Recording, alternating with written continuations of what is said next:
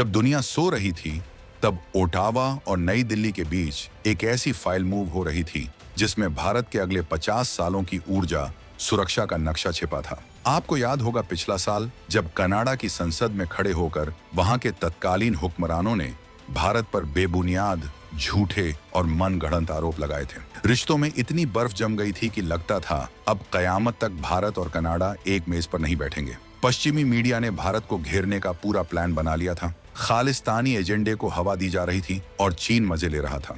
लेकिन वो भूल गए कि ये 2014 का नहीं बल्कि 2025 का भारत है। जो देश भारत को आंख दिखाता है उसे अपनी ही नजरें झुकाकर वापस आना पड़ता है। और ठीक वही हुआ। जो कनाडा कल तक भारत को मानवाधिकार का पाठ पढ़ा रहा था, आज वही कनाडा अपनी लड़खड़ाती अर्थव्यवस्था को बचाने के लिए भारत के दरवाजे पर खड़ा है। और वो भी खाली हाथ नहीं, बल्कि एक ऐसे खजाने के साथ जिसे दुनिया काला सोना या येलो केक कहती है।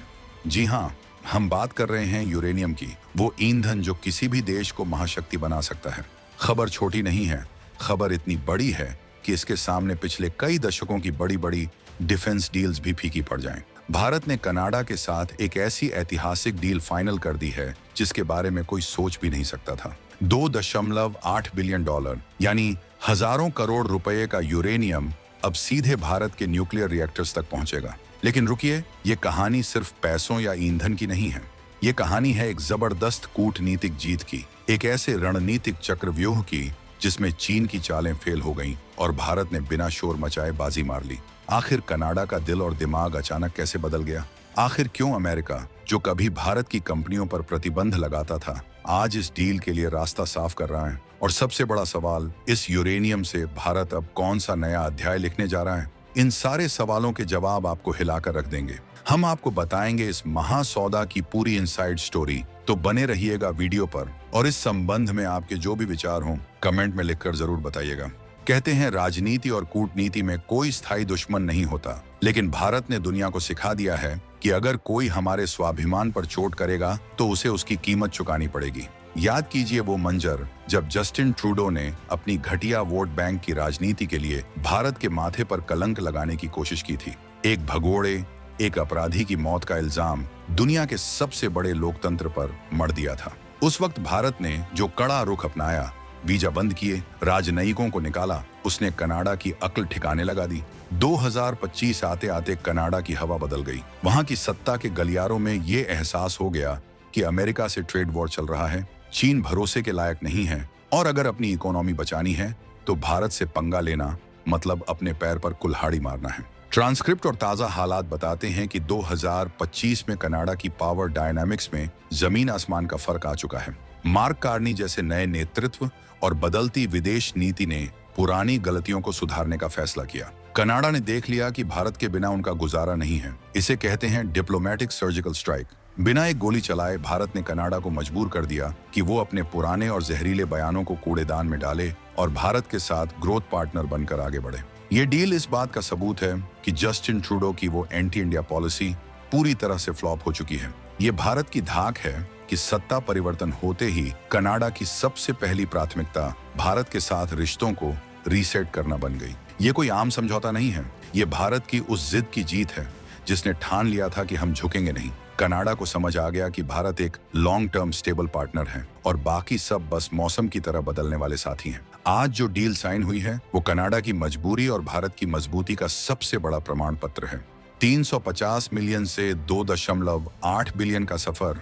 अब जरा आंकड़ों के खेल को समझिए, क्योंकि असली कहानी इन्हीं नंबरों में छिपी है। 2015 में जब मोदी सरकार नई थी, तब भी कनाडा के साथ एक यूरेनियम डील हुई थी। उस वक्त वो डील करीब $350 मिलियन की थी। उस समय इसे बहुत बड़ी उपलब्धि माना गया था। लेकिन आज जो डील फाइनल हुई है वो उससे 8 गुना बड़ी है। जी हाँ, 8 टाइम्स, $2.8 बिलियन। आप अंदाजा लगाइए कि ये छलांग कितनी बड़ी है। ये दिखाता है कि पिछले 10 सालों में भारत की भूख और भारत की क्षमता कितनी बढ़ चुकी है। ये डील कनाडा की सबसे बड़ी यूरेनियम कंपनी कैमेको कॉरपोरेशन के साथ हुई है। ये कंपनी अब अगले 10 सालों तक लगातार बिना रुके भारत को यूरेनियम की सप्लाई करेगी। इसका मतलब समझते हैं आप? इसका मतलब है कि अगले 1 दशक तक भारत को अपने न्यूक्लियर पावर प्लांट्स के लिए किसी के सामने हाथ फैलाने की जरूरत नहीं पड़ेगी। हमारे पास इतना ईंधन होगा कि हम अपनी मर्जी से बिजली पैदा कर सकें और अपनी मर्जी से अपनी रणनीतिक ताकत को बढ़ा सकें। ये डील सिर्फ एक कागज का टुकड़ा नहीं है, ये भारत के एनर्जी इंडिपेंडेंस का घोषणा पत्र है। सोचिए, एक तरफ दुनिया में ऊर्जा संकट गहरा रहा है, तेल के दाम आसमान छू रहे हैं, खाड़ी देशों में तनाव है, और ठीक ऐसे वक्त में भारत ने अपने लिए 10 साल का फ्यूल इंश्योरेंस करवा लिया है, वो भी उस देश से जिसके पास दुनिया का सबसे बेहतरीन क्वालिटी का यूरेनियम है। ये भारत की दूरदर्शिता है। जब दुनिया आज की सोच रही है, भारत 2035 और 2050 की तैयारी कर रहा है। ये डील उन आलोचकों के मुंह पर भी तमाचा है जो कहते थे कि भारत की विदेश नीति फेल हो रही है। अरे, अगर विदेश नीति फेल होती तो क्या कनाडा जैसा G7 देश भारत को अपना सबसे बड़ा ग्राहक बनाने के लिए इतना उतावला होता? बिल्कुल नहीं। ड्रैगन की घेराबंदी और NSG का ताला, इस पूरी खबर में सबसे ज्यादा माथा अगर किसी ने पीटा है तो वो है हमारा पड़ोसी चीन। बीजिंग में बैठे कम्युनिस्ट पार्टी के नेताओं को ये बात हजम नहीं हो रही कि भारत ने ये करिश्मा कैसे कर दिखाया। चीन की हमेशा से कोशिश रही है कि भारत को न्यूक्लियर सप्लाई ग्रुप यानी NSG का मेंबर न बनने दिया जाए। NSG वो समूह है जो तय करता है कि दुनिया में यूरेनियम किसे मिलेगा और किसे नहीं। चीन वहां अपने वीटो पावर का इस्तेमाल करके हमेशा भारत का रास्ता रोकता रहा है। उसका मकसद साफ है, भारत को न्यूक्लियर एनर्जी से वंचित रखना, ताकि भारत कभी भी चीन के बराबर खड़ा ना हो सके। चीन चाहता था कि भारत बिजली के लिए कोयले और तेल पर निर्भर रहे और कमजोर बना रहे, लेकिन भारत ने इस डील से चीन के उस चक्रव्यूह को तोड़कर चकनाचूर कर दिया है। भारत ने दिखा दिया कि हमें तुम्हारे NSG की मेंबरशिप की भीख नहीं चाहिए। हमारे संबंध और हमारी साख इतनी मजबूत है कि हम बिना NSG मेंबर बने भी अरबों डॉलर का यूरेनियम हासिल कर सकते हैं। आपको बता दें कि 2008 में भारत को एक खास छूट मिली थी और आज भारत उसी छूट का इस्तेमाल करके चीन को चिढ़ा रहा है। सबसे मजेदार बात यह है कि अमेरिका, जिसने कुछ समय पहले तक कुछ भारतीय कंपनियों पर प्रतिबंध लगाए थे, उसने भी अब वो प्रतिबंध हटा दिए हैं। यानी अमेरिका ने भी मान लिया है कि एशिया में अगर चीन को कोई टक्कर दे सकता है तो वो सिर्फ और सिर्फ भारत है। अब देखिए नजारा, कनाडा चीन के प्रभाव वाले गुट से निकलकर भारत के खेमे में आ खड़ा हुआ है। चीन जो दुनिया में अपनी सप्लाई चेन का जाल बिछा रहा था, भारत ने उसे काट दिया है। अब भारत के पास न केवल ईंधन है, बल्कि एक ऐसा वैश्विक भरोसा है जो चीन के पास कभी नहीं था। अब 10 साल तक भारत का ट्रैक रिकॉर्ड इतना शानदार हो जाएगा कि NSG में भी भारत की दावेदारी को कोई रोक नहीं पाएगा। ये जिनपिंग के गाल पर वो कूटनीतिक थप्पड़ है जिसकी गूंज बहुत दिनों तक सुनाई देगी। 3% से 22% की महाछलांग। अब सवाल उठता है कि भारत इस यूरेनियम का करेगा क्या? क्या हम बम बनाएंगे या बिजली? वैसे तो ये रणनीतिक राज होते हैं, लेकिन जो आधिकारिक खाका खींचा गया है वो भारत को एक ऊर्जा महाशक्ति बनाने का है। अभी भारत की कुल बिजली उत्पादन में न्यूक्लियर एनर्जी का हिस्सा मात्र 3% के आसपास है। ये बहुत कम है। एक बड़े देश के लिए ये ऊंट के मुंह में जीरे जैसा है, लेकिन भारत का लक्ष्य है इसे 2050 तक बढ़ाकर 22% से ज्यादा करना। और ये कोई हवाई बात नहीं है।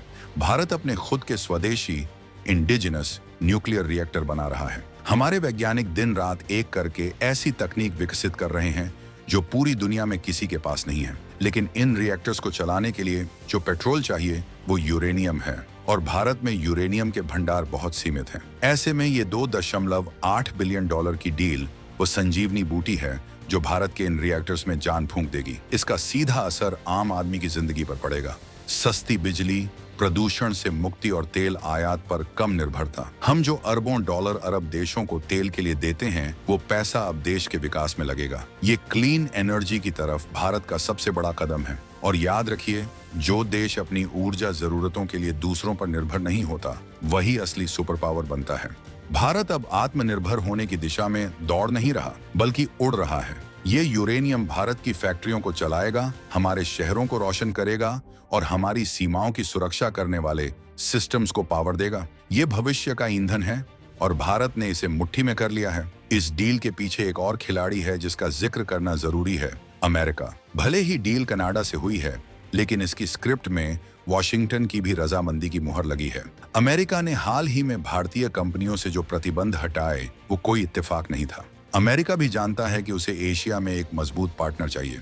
2025 में वैश्विक समीकरण ऐसे बन चुके हैं कि पश्चिमी देश अब भारत को नजरअंदाज करने की गलती नहीं कर सकते। चाहे व्हाइट हाउस में कोई भी बैठा हो, उन्हें पता है कि नई दिल्ली से बनाकर रखनी पड़ेगी। कनाडा तो अमेरिका का पड़ोसी और सबसे करीबी सहयोगी है। अगर कनाडा भारत की तरफ इतना बड़ा कदम बढ़ा रहा है, तो इसका मतलब है कि पूरे नॉर्थ अमेरिका ब्लॉक में भारत की स्वीकार्यता चरम पर है। ये भारत की उस नॉन अलाइनमेंट या कह लीजिए मल्टी अलाइनमेंट पॉलिसी की जीत है, जिसमें हम रूस से भी तेल खरीदते हैं और कनाडा से यूरेनियम भी और अमेरिका से हाईटेक ड्रोन भी। कोई भी देश भारत पर दबाव नहीं बना पा रहा। हम अपनी शर्तों पर व्यापार कर रहे हैं।